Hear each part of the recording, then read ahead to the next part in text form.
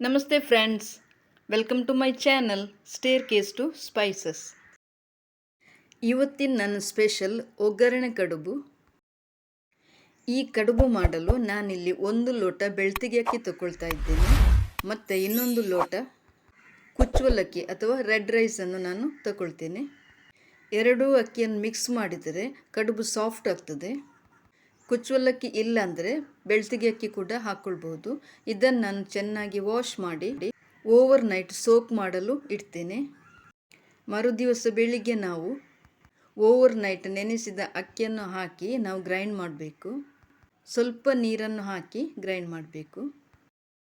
ಮೊದಲಿಗೆ ನಾವೀಗ ಒಂದು ಕಡಾಯಿಗೆ ಸ್ವಲ್ಪ ತೆಂಗಿನ ಎಣ್ಣೆ ಅಥವಾ ಯಾವುದೇ ಎಣ್ಣೆಯನ್ನು ಹಾಕಿ ನಾವು ಸವರಿ ಇಡಬೇಕು. ಅದಕ್ಕೆ ನಾವು ನಂತರ ಗ್ರೈಂಡ್ ಮಾಡಿದ ಹಿಟ್ಟನ್ನು ಹಾಕಿ ಹಿಟ್ಟನ್ನು ಬಿಸಿ ಮಾಡೋಕೆ ಇದೆ.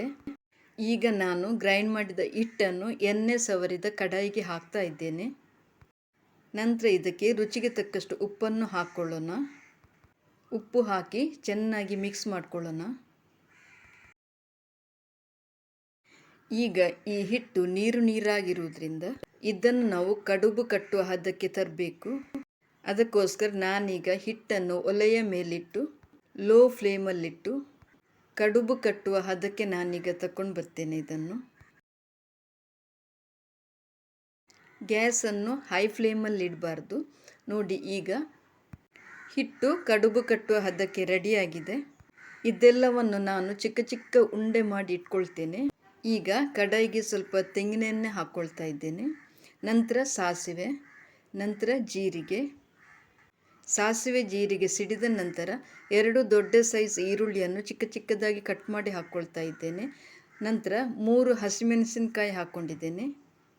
ಇದನ್ನೀಗ ನಾವು ಸ್ವಲ್ಪ ಫ್ರೈ ಮಾಡ್ಕೊಳ್ಳೋಣ. ಜಸ್ಟ್ ಕಲರ್ ಚೇಂಜ್ ಆಗಲಿ ಈರುಳ್ಳಿಯ.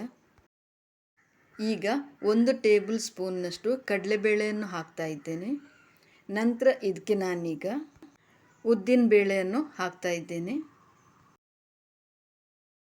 ನಂತರ ಕೊತ್ತಂಬರಿ ಸೊಪ್ಪು ಹಾಕ್ಕೊಳ್ತಾ ಇದ್ದೇನೆ. ಇದೆಲ್ಲವನ್ನು ಚೆನ್ನಾಗಿ ಒಂದ್ಸಲ ಮಿಕ್ಸ್ ಮಾಡಿಕೊಳ್ಳೋಣ. ಸ್ವಲ್ಪ ಎಣ್ಣೆಯಲ್ಲಿ ಫ್ರೈ ಆಗಲಿ. ನಂತರ ಇದಕ್ಕೆ ನಾನು ಉಪ್ಪನ್ನು ಹಾಕ್ಕೊಳ್ತಾ ಇದ್ದೇನೆ. ಹಿಟ್ಟಿಗೆ ಒಂದ್ಸಲ ಹಾಕಿದ್ದೇನೆ. ಈಗ ಮಸಾಲೆಗೆ ಹಾಕ್ಕೊಳ್ತಾ ಇದ್ದೇನೆ. ನಂತರ ಮಿಕ್ಸ್ ಮಾಡಿಕೊಂಡು 1 ಲೋಟದಷ್ಟು ನೀರನ್ನು ಹಾಕ್ಕೊಳ್ತೇನೆ.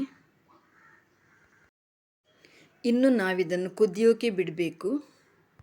ಕುದಿದ ನಂತರ ಇದಕ್ಕೆ ನಾವು ಕಡುಬನ್ನು ಹಾಕ್ಕೊಳ್ಬೇಕಾಗ್ತದೆ. ನಾನೀಗ ಕರಿಬೇವನ್ನು ಹಾಕ್ಕೊಂಡೆ. ಇದನ್ನು ಮೊದಲೇ ಹಾಕಬೇಕಿತ್ತು, ಅದು ಮಿಸ್ ಆಯಿತು ನನಗೆ. ಈಗ ಇದು ಚೆನ್ನಾಗಿ ಕುದಿಯಲಿ. ಈಗ ಚೆನ್ನಾಗಿ ಕುದೀತಾ ಇದೆ. ಇನ್ನು ಇದಕ್ಕೆ ನಾವು ರೆಡಿ ಮಾಡಿದಂಥ ಚಿಕ್ಕ ಚಿಕ್ಕದಾಗಿ ಕಟ್ಟಿಟ್ಟಂಥ ಕಡುಬನ್ನು ನಾನು ಹಾಕ್ಕೊಳ್ತಾ ಇದ್ದೇನೆ. ನಂತರ ಇದಕ್ಕೆ ಸ್ವಲ್ಪ ಸಕ್ಕರೆ ಹಾಕ್ಕೊಳ್ತಾ ಇದ್ದೇನೆ. ಕಡುಬು ಹಾಕಿದ ತಕ್ಷಣ ನಾವು ಸೌಟನ್ನು ಹಾಕ್ಕೊಳ್ಬಾರ್ದು. ಸ್ವಲ್ಪ ಹೊತ್ತು ಬಿಟ್ಟ ಮೇಲೆ ತಳ ಹಿಡಿಯದಂತೆ ಕಡುಬನ್ನು ನಾವು ಆ ಕಡೆ ಈ ಕಡೆ ತಿರುಗಿಸಬೇಕಾಗ್ತದೆ. ನಿಧಾನಕ್ಕೆ ಸೌಟನ್ನು ಹಾಕ್ಕೊಳ್ಬೇಕು. ಗ್ಯಾಸ್ ಲೋ ಫ್ಲೇಮಲ್ಲಿರಲಿ. ಈ ಕಡುಬು ಬೇಯಲು ನಾವು ಸ್ವಲ್ಪ ಸ್ವಲ್ಪ ನೀರನ್ನು ಹಾಕಬೇಕು. ಒಮ್ಮೆಲೆ ನೀರನ್ನು ಹಾಕಬಾರ್ದು. ನಾನಿಲ್ಲಿ ಎಲ್ಲವನ್ನು ಚೆನ್ನಾಗಿ ಮಿಕ್ಸ್ ಮಾಡಿ ಮುಚ್ಚಳ ಮುಚ್ಚಿ ಬೇಯಲು ಬಿಡ್ತಾ ಇದ್ದೇನೆ. ಲೋ ಫ್ಲೇಮಲ್ಲಿ ಇಟ್ಟುಕೊಂಡೇ ನಾವು ಬೇಯಿಸ್ಕೊಳ್ಬೇಕು. ತಳ ಹಿಡಿಯೋಕೆ ಬಿಡಬಾರ್ದು. ಪುನಃ ಸ್ವಲ್ಪ ನೀರನ್ನು ಹಾಕಿ ನಾನು ಬೇಯಲು ಬಿಡ್ತಾ ಇದ್ದೇನೆ. ಒಂದು 2-3 ಸಲ ನಾವು ಸ್ವಲ್ಪ ಸ್ವಲ್ಪ ನೀರನ್ನು ಹಾಕಿ ಬೇಯಲು ಬಿಡಬೇಕು. ಒಂದೇ ಸಲ ತುಂಬ ನೀರು ಹಾಕಿ ಬೇಯೋಕೆ ಇಟ್ಟರೆ ಅದು ನೀರು ಪುಂಡಿ ಥರ ಆಗ್ತದೆ. ಇದರಲ್ಲಿ ಸ್ವಲ್ಪನೂ ಗ್ರೇವಿ ಇರಬಾರ್ದು, ಡ್ರೈ ಆಗಬೇಕು. ನಾನಿಲ್ಲಿ 3ರಿಂದ 3.5 ಲೋಟ ನೀರು ಸ್ವಲ್ಪ ಸ್ವಲ್ಪ ಹಾಕ್ಕೊಂಡು ಬೇಯೋಕೆ ಬಿಟ್ಟಿದ್ದೆ. ಈಗ ಚೆನ್ನಾಗಿ ಬೆಂದಿದೆ, ಡ್ರೈ ಕೂಡ ಆಗಿದೆ. ಇನ್ನು ಇದಕ್ಕೆ ನಾವು ಫ್ರೆಶ್ ತೆಂಗಿನ ತುರಿಯನ್ನು ಹಾಕ್ಕೊಂಡು ಒಂದು ಸಲ ಮಿಕ್ಸ್ ಮಾಡೋಣ. ಇದು ಚಿಕ್ಕ ಮಕ್ಕಳಿಗೆ ಕೂಡ ತುಂಬ ಇಷ್ಟ ಆಗ್ತದೆ, ಚಿಕ್ಕ ಚಿಕ್ಕ ಉಂಡೆ ಮಾಡಿರೋದ್ರಿಂದ. ನೀವು ಕೂಡ ಈ ಡಿಫ್ರೆಂಟ್ ರೆಸಿಪಿಯನ್ನು ಒಂದು ಸಲ ಟ್ರೈ ಮಾಡಿ. ಈ ವಿಡಿಯೋ ಇಷ್ಟ ಆದಲ್ಲಿ ಸಬ್ಸ್ಕ್ರೈಬ್ ಮಾಡಿ, ಶೇರ್ ಮಾಡಿ, ಲೈಕ್ ಮಾಡಿ, ಕಮೆಂಟ್ ಮಾಡಿ. ಇನ್ನು ನಿಮ್ಮ ಭೇಟಿ ಮುಂದಿನ ಹೊಸ ವಿಡಿಯೋದೊಂದಿಗೆ. Thank you. Bye. Take care.